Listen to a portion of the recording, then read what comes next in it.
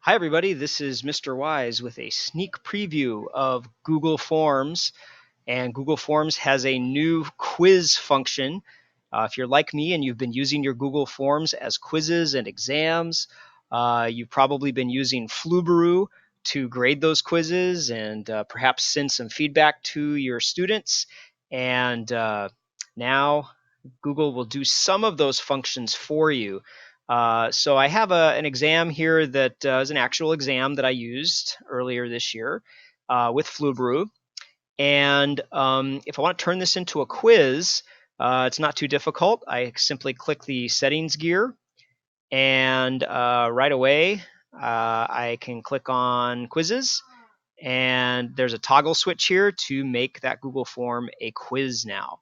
And you can, of course, do this for your old Google Forms. You do not have to make a brand new Google form and recopy all the questions. It's backwards compatible, so you can open an old Google form and turn it into a quiz anytime. You can decide when you want your students to get their grades for the quiz. Google will grade the quiz immediately if you want it to.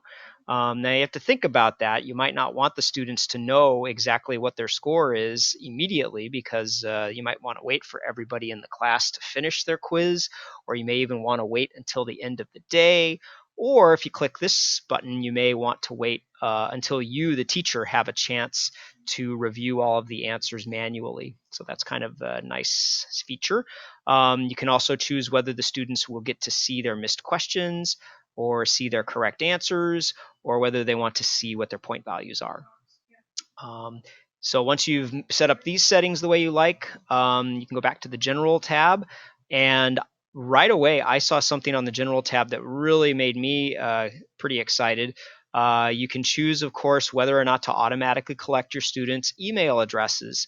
Um, Previously, before this update, Google, if you collected the students' email addresses, Google had a pretty annoying little bug, at least annoying from the teacher's point of view, that it would automatically give the students a response receipt. In other words, they would get to see their responses and even have them emailed, which made it very, very easy for them to cheat and maybe forward their responses and questions from the test to their friends. And it wouldn't be real easy for the teacher to know that they had even done that. But now, as a teacher, you have the ability to turn that feature off. So you can now collect your students' email addresses automatically and at the same time not let them see their responses or have them emailed back to them. Of course, depending on what kind of quiz you're giving, you may want the students to actually see their responses. Maybe this is not a test where security is an issue. And then you have a choice about whether or not you want the students to request the response receipt or automatically always receive the response receipt. Of course, you still have the same standard options, either to see a summary of the responses for the whole class, or whether or not the students want to be able to edit their responses after they turn in their quiz. And again, those are decisions as a teacher that you should make depending on what kind of assignment you are giving your students. So just make sure you double check all of these choices and make sure they're set up exactly the way you want them, of course, before you make your quiz go live. And I'm going to uncheck response receipts because they're going to pretend that this is a very secure exam. Let me show you what it looks like from the question side of things. Of course, I have some questions. I always have an initial section at the beginning of every exam with some identifying questions. I like to keep first name and last name separate. Now that we have automatic collection of the email address, I suppose I could probably delete this question now. I don't really need to have the students give me the answer anymore for that. So I'm just going to throw that question away. I still want to know what class period they're in.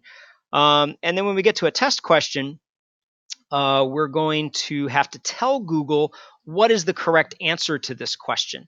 Now, remember, this works differently with Flubaroo. In Flubaroo, you would, as a teacher, take the quiz yourself using the preview button.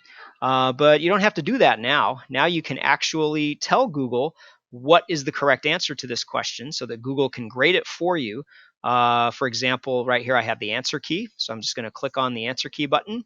And of course, the answer key button is only going to be activated when I go over to the gear and activate this file as a quiz. And see, I've selected the correct answer, and I can basically select more than one correct answer if I want to.